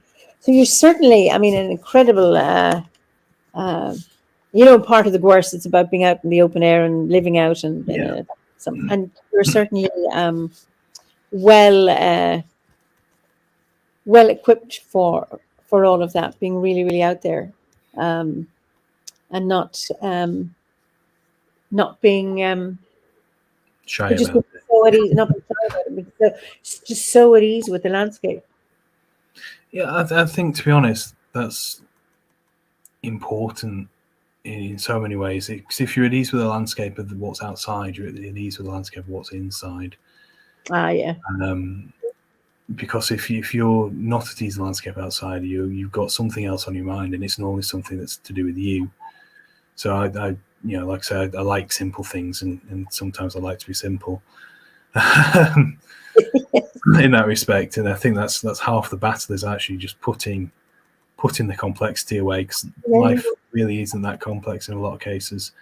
It often, don't get me wrong, there's definitely cases where the water is very muddy and you can't tell where you're stepping next. They can be quite fretful. That's right. Yeah. But for the most part, that next step is going to happen whether you want to or not, and there's no point in being anxious about it. You're going to step anyway. Because that's the tide of time. Mm-hmm. So, go with the flow in that respect. That's brilliant. Well, we've got Sean Hinchliffe. Funny you mentioned knitting. While listening to you, I'm just making up an Aran cardigan I've knitted for the wife. Well done. Beautiful. Sean, I'm just dropping a hint here. I take 3XXL, and I love an olive green Aran cardigan or, sweater. Okay, Sean, that's putting it up to you. I remember a love of my life a long, long time ago. I knitted an Aran jumper for him for 2 weeks, and he kept it for years. I think it probably wore away because it was the traditional Aran bawning wool. Beautiful. That it was easy to break. It was just beautiful and very oily. Yeah, working with it, but it's just wonderful. So maybe anyway. Well, you put it out there, Mark. Well, on that note, I'm fortunate enough to have a couple of farmer friends who had fleece to spare. So I've got 2.5 cubic meters worth of Herdwick and Tewkesbury Cross and such like that. Sat, washed, bundled down, ready to make felt with. In the coming months, as the weather gets drier and I can get it aired out quickly. What are you going to felt? I'm going to do a load of bags first, and then maybe a rug or something. And when I was on the ADO training, the Youngster Druid Order training, Lizzie, one of the ladies there, ran a small felt workshop. And I made a little picture of a rigatona running across the green hills. And so it captured my imagination at that point. And I thought, I can learn to spin at some point. But felting's going to be easier. There'll be more wool this coming year. If I don't get it used, I need to get it done. So there'll probably be wall hangings and bags. And because I know my other half's listening, to this. I might make her a big oversized jumper that she'll have to wear to make me look proud. Yeah, because I made felt years ago. It started off with a bag, and I belonged to a women's art group, and then I brought the felting in, and I have a big wall hanging of a goddess, and there, well, 5 of us made it. Just a big enough wall to put it on. So I've made hats and tops, and it's just that working with rhythmic working, isn't it, as well? Absolutely. I have a spindle, a drop spindle. I started doing that, and then I got tired of it because I'm not. Mine was very crude. My yarn, I don't have the patience to making it nice and fine. But I loved felting. Absolutely, just it's a wonderful thing, and what you can make with it, just incredible. Definitely, and the history behind it.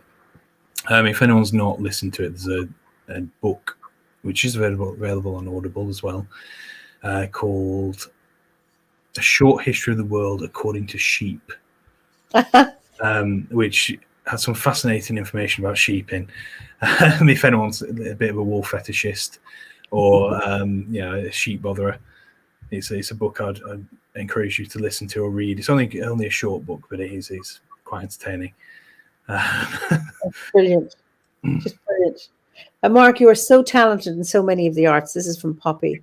If you're at ease with the landscape outside, you're at ease with the landscape inside as well. I think that's what Mark just said now. I don't think I've ever heard that said quite like this before. What a beautiful insight. Thank you. And a lot of my skill looks better from a distance. I'm going to throw out there that I am not instrumental, musical, or gifted in song in any way, shape, or form. So we all have our weaknesses as well. We all have our strengths, and it's okay to be to accept that you're never going to achieve everything. So we're not all Lou of the long arm. No, but you can light the fire, and you can exactly find, the cordage. You can find the fishing line, the wherewithal to catch some meat if we need it, because there's no vegetables available at the time. And you can dress us. You can keep us clad. Yeah. I mean, that's it. That sort of creativity, but it's more important than that. It's about sharing those skills as well. Yeah. So I put a blog up yesterday. I think it was about fish leather tanning and such, because I learned quite a lot about that. Eimear, you were actually the one who inspired me to try it many years ago. Really? Yeah, I led the Druid course as part of the summer gathering. Oh, brilliant! Lovely colour. And you brought these skins along, and I remember saying, what did you tan them with? He just looked at me straight in the eye and went, urine. My own. Urine. Yeah. Oh. My royal wee. Yes. Oh, really? I couldn't help it. I'll go, no, they don't smell like it. And I thought you were taking the Michael at first. But, no, I didn't. I must admit, mine turns out a bit, where is it? A bit darker, because I tan with tea and such. Let me see. Have you got something there? I've got some here. I've got a little bag. I've done that's tilapia skin, which is a South African cichlid or chicklid. I'm not sure how you pronounce it. And that is salmon skin there. Yeah. But I've got salmon. I've got hake. I've got haddock, which the haddock comes out like plastic sheeting, no matter how much you make it supple. Okay. But it doesn't smell fishy. It smells of tea and earth. And it's fascinating to do. Well, because once it dries, the smell is gone. That. Yeah. Because between fish and pea after a week, it's spectacular. Yeah. But it doesn't have that now anymore. Yeah. With this stuff, within 2 days, the fishy smell's gone. Yeah. Because the vegetable tannin eats in and breaks down the protein structures that create the ammonia smell. Okay. But yeah, so this just smells earthy and such. In fact, if it's still smelling fishy after a couple of days, you've done something wrong. Okay. But and I saw you had something on Instagram about was it a crocodile or an alligator's handbag? Oh, yes. I've not got that with me because it's hung up drying in the back room. So I occasionally get these thoughts in my head that stick around for years, and think, one of them was, I should get some crocodile skin, because I'm just fascinated by the bony plates inside them, and how leathery they are without being leathery in that respect. But I obviously didn't want to buy a fresh crocodile, because, don't get me wrong, I'm absolutely all for using the skin of something you're going to eat, or the skin of something you might have taken its own life for. You're trying to honor the animal, but paying someone to discard the meat, or shipping a cheaply tanned hide from Thailand or somewhere like that, where there's an industry for it, for exotic leather, it doesn't sit quite right with me, especially knowing how many crocodilian species came on the verge of extinction because of the early 1900s leather trade, exotic fashion, such like that. So I picked up a eBay bargain of a slightly battered crocodile skin handbag, and I plan on wearing it out in my high heels. It's going to really suit you. It will. It will. No, to be honest, I don't have high heels. My feet are too heavy for them. They break under my weight.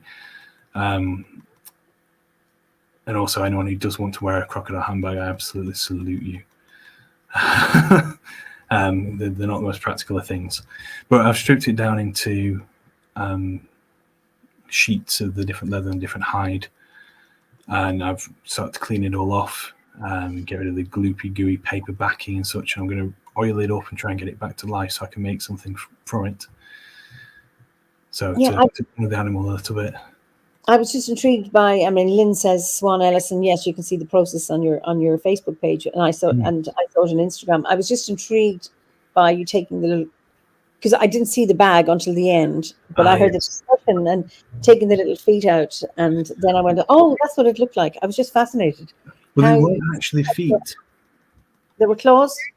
There were claws stitched into crocodile skin sheathing, sewn to make it look like feet. So it's just this peculiar. So just for anyone who's not familiar with it, it was a handbag, and on one side there were these two little arms sewn down from the clasp with 4 or 5 little claws sticking out of each one. And it was just cleverly stitched with cotton wool padding to look like actual arms. They just crudely sheared off with a circular saw by the looks of it, the claws, and sewn inside. So, not particularly respectful as it was, but I can make them into something useful. So, Gabriella, what would you like to make from it? So, what would you use? So, it depends. It depends really on how much comes out of it that's usable, because it's from the 1940s. Yeah. So, at least the 1940s. I suspect older, because of the style of it. Which means there's some weak spots and there's some fractures and such. But what I'm thinking of doing is doing it like a scroll holder, but for wands and athames. So normally on my shelf of the altar, there's an array of things like this slate soul knife and Manx bullis, athame, and Gelder rose with fox tooth wand, such, and they just sort of float around a bit. I use them for ritual ceremony and such, but normally I'm just using my own, using my hands or going without tools entirely. But they're useful when you're being a celebrant, and they're useful as props for group ceremony and such like that, as much as anything else. So the trouble is, they're a bit of a pain in the bum to carry. You tuck them in your waistband, you stab your leg. You tuck them in your sleeve, you accidentally throw them at the people getting married. When you go to shake the hand, no matter what you do with them, they're not designed for convenience carry. Yeah. So what I'd like to do is make a scroll holder with the crocodile skin, with a pop-on off lid with a belt loop on, so I can have it attached to a belt or a cord around a robe, and carry these things safely. Beautiful. And then I'm hoping I've got enough left to stick a little bit around my staff. Just a small section, because that's what the skin's speaking to me to do, really. Yeah, it's just amazing how you online, you see something, you think, oh, I can use that, and trust that that it'll obviously come to you how you will do it. Yeah. And to be able to unpack it in all those layers, and to to, I suppose, deconstruct it in order to reconstruct it into something that's more useful. Yeah, I mean, it was a shame. The tanning job done on it was just so rushed. Okay. Back in the 1940s. So there wasn't, deconstruction. The tanning was still rich in there, and actually a lot of the stitching I think had gone because the tannins were still present. Tannins been in acid, if they're not washed off or compounded with oil and such, they will slowly eat in. Like you get the old vellum manuscripts where the ink uses a tannin-based ink, and eventually the ink burns through the entire page. That's where a lot of restoration work is focused on. Of many of the manuscripts and such, is just stopping the ink eating the page and just leaving a silhouette. So I think a lot of the stitching in this particular bag had started to burn through slowly, just from dry acid content. So, wow. Oh my goodness! I mean, you know what? We've been on talking for an hour and 45 minutes. We have, yes. And I'm just going to ask you, what are you most proud of in your life? I mean, the easy and obvious answer is my kids. They all face their own little challenges, and they do brilliantly well. And it's fantastic to watch them grow and adapt and such. But then, they're going to have their own lives and such, and go on and such. So, what am I proud of in my life? It's a very good question. One I might have to think on, to be honest. I suppose you have to choose. Or you've a lot to choose from. Yeah. I think managing to keep a sense of creative curiosity, macabre curiosity, perhaps, even in times when when life's not necessarily been conducive to it. So when we were in hospital for the first 5.5 months of Neve's, my daughter, of her life, it was quite difficult to keep things going creatively because you sat there. And bless my wife, really put up with a lot then, because I started making a basket out of used catheter tubes, not urine catheters, might I say, but nasal catheters and such. She put up with me. She's chortling over in the corner now. But that was a waste product, and keeping going with that sort of thing was probably quite an achievement, really. Well, I'm very impressed because I used to be a nurse, and I know the amount of waste from hospitals. Oh, shocking! And the idea that you would, start weaving from catheters, I think, well done. I'm impressed. I mean, it was definitely a point of interest for the nurses.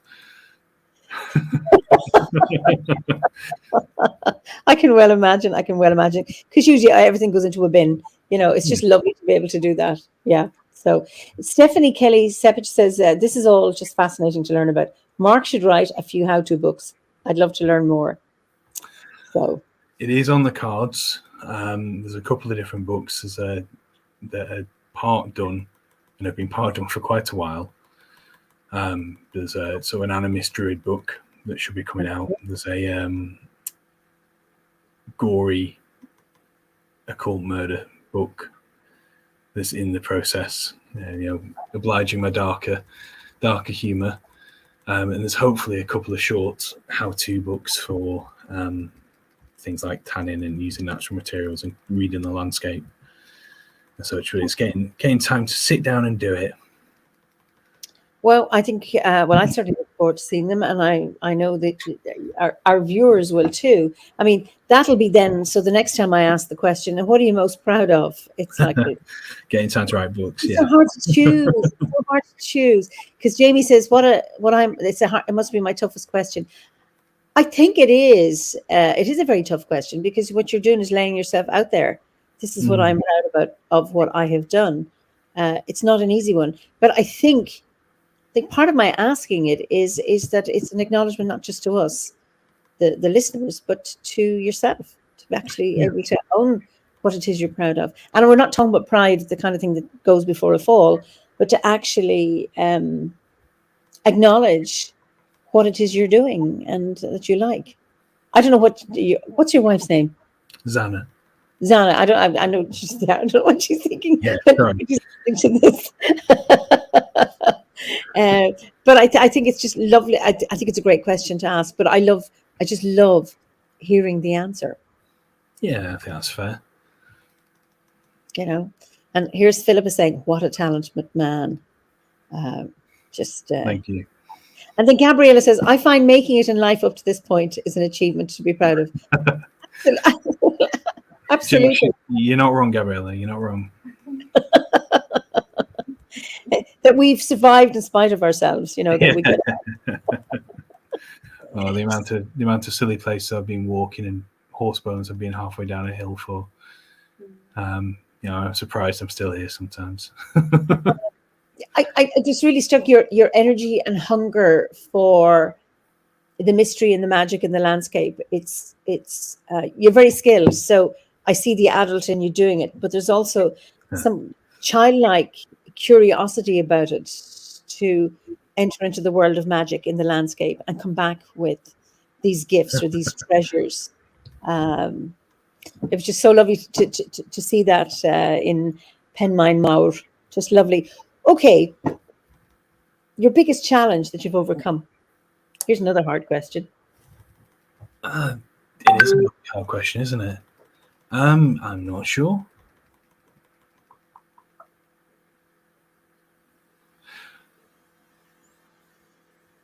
I'm really not sure on that, to be honest. I think not getting my own way is probably the closest thing to that. I can be challenging or challenged, depending on how I'm talking to myself on the day.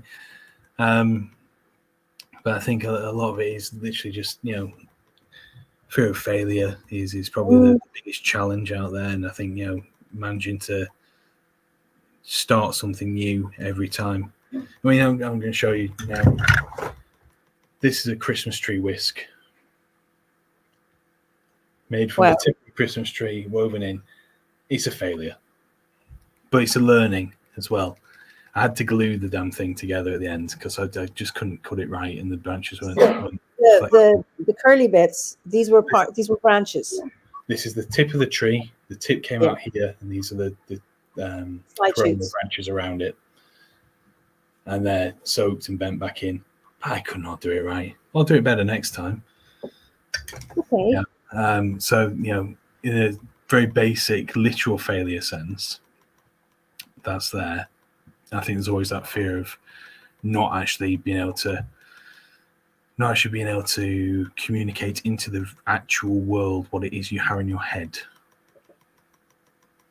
Yes, I get that one.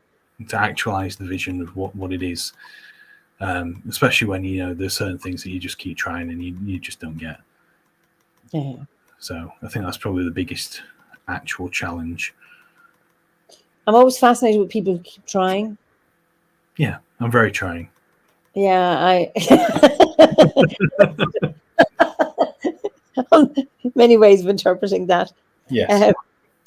So Salve says, our best accolades maybe our authentic sharing of our humility and honesty. And I think maybe so, yeah. And I mean, certainly you've been very,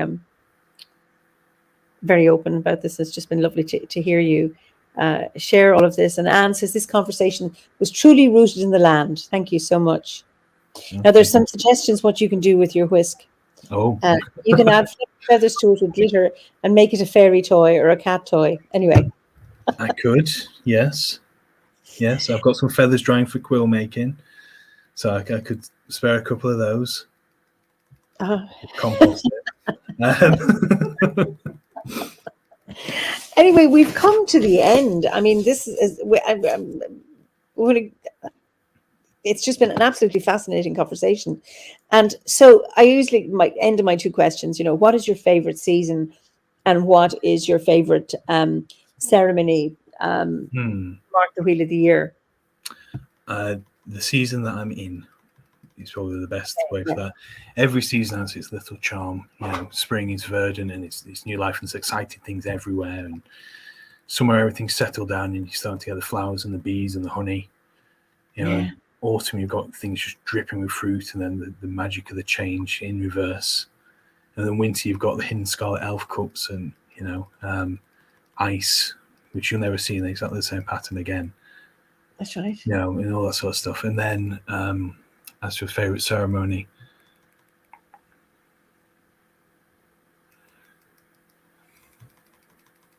it's a toss-up really between Beltane and Yule. So the winter solstice is probably the most poignant one when it comes to the headology of magic, the psychology of the change, and you're still sat in a precipice of knowing what's to come and what's yet to actually form from the dark and cold that you've already had. Yeah.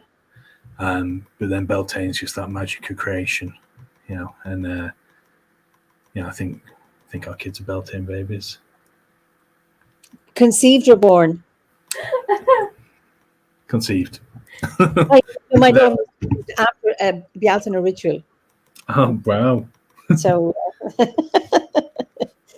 I'm always interested in I love Bealtaine, but I was walking in the woods today, and I could feel the warmth in the air, that new warmth coming up, to the spring equinox, and how energetic the birds were singing and listening to the trees. It was like, oh, I'd forgotten, because it's almost like I forget it every year. Yeah. But that new feeling of spring in the air, and the energy just coming into the landscape, and listening to the birds and how they're able to, and I just beautiful. Go on, sorry. Sorry, I was interrupting. I do that a lot. That's what I'm trying. So do I. Today I did a little bit of birch tapping, for sap and such. Well, it's not too late, is it not? No, not here. It's not. No, it's peak flow at the minute here. We've got another week, I reckon. I was thinking of it. I thought I was too late. The books often say the last 2 weeks of February, but it doesn't necessarily apply to where you are. So snap a branch, see if it drips, and if it does, get yourself a little auger and do some tapping. Just make sure you seal the tree up nicely afterwards. So you snap a branch, a big branch, a small branch, or you snap a branch about as thick as your little finger. Okay. We'll cut it either way. Cutting it's cleaner for the tree. And watch just for a minute or so, and if it starts to drip, you can judge how fast it's dripping. Pop a little bit of clay on the end of it, so it doesn't just carry on bleeding out, wasting sap. And then you can get an auger. Excuse me. So an auger, explain what that is. An auger is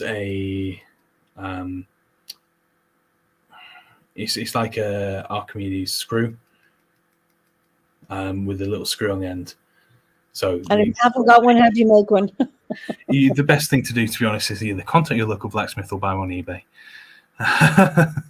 If you look for tree tapping auger, or I think it's oxeye auger, I think is the name for them. I can post up a picture. In fact, I've got a shot of it to put on Instagram later, so I'll put up a correct name for what you need to search for. They're about 10 to 15 quid normally, but you can buy more expensive ones, and they'll last for a lifetime. And then you just tap them that way. But while I was there, I was just surrounded by pheasants that were starting to make mating calls, and such, and and the sunshine, and literally so I've got this literal pushing up of sap for the spring, and then sitting next to the tree while it gave some sap, and realizing the earth was warm. And it just reminded me of probably an adage we've got very little time for, but back to gardening as a species. A traditional way from the Victorian era and before to tell that your soil was ready for sowing your seeds was to pull your pants down, sit on the earth with your bare bottom. And if you could do it comfortably, the soil's around 6 degrees, and that's a comfortable temperature to start sowing your seeds of hardy veg. Okay, everybody, I invite you tomorrow, or if it's today, whatever time of day, drop your drawers down on the earth and you'll know. I imagine people in Canada won't. It's probably still too cold. Yeah. Oh, I think that's wonderful. It was 14 degrees yesterday here. Question, to get back to the auger, will a corkscrew work? No. Why not? Because a corkscrew doesn't remove, a corkscrew literally just pushes in its own thread, whereas an auger removes wood. Ah, oh, so it makes a little hole. Oh, okay, Yeah, okay. it's just like an old-fashioned drill bit. Okay, okay. Essentially. Oh, wonderful. And don't forget to say hello to your neighbours when you're dropping trousers. Jamie says, "Oh my gosh, this is great. I wish it could go on for another hour. Snow melt here today, full moon. Thought I noticed some colour change in a few branches. I think you probably could keep your trousers on for a while longer, Jamie. But just it's something to look forward to. Listen, we've gone over 2 hours. It has been such a joy talking to you, Mark, and we're not finished. So we could talk about this. And I know you're going to be doing workshops and all sorts of stuff with Hopefully, yeah. So people can watch you on your Facebook and on your Instagram.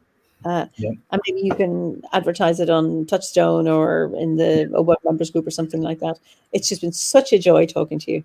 It has. So, talking to you as well, obviously. So I'll allow you to say goodnight, and then I'll send you backstage, and I'll just say goodbye, and then we can come back because we look at the comments together. Fab. Okay, thank you.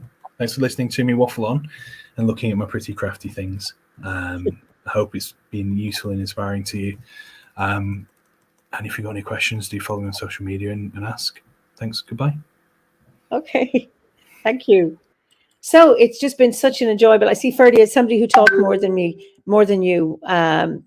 Yeah, it's just been lovely having this conversation with Mark. He's absolutely fascinating and great to have your comments as always. And so I wish you all a wonderful spring equinox, Connacht Ari, Andalban Eiler, and just to remind you that we will be having our online Alban Eiler ceremony on this platform as well at 7 p.m. Universal Time this Saturday. So this is the time for planting seeds, well, at this part of the world, and may whatever seeds you sow bring you wonderful results. So looking forward to seeing you next week for another Fireside Chat. So until then, slán go fóill, good morning, good afternoon, or good night. Until then, bye-bye.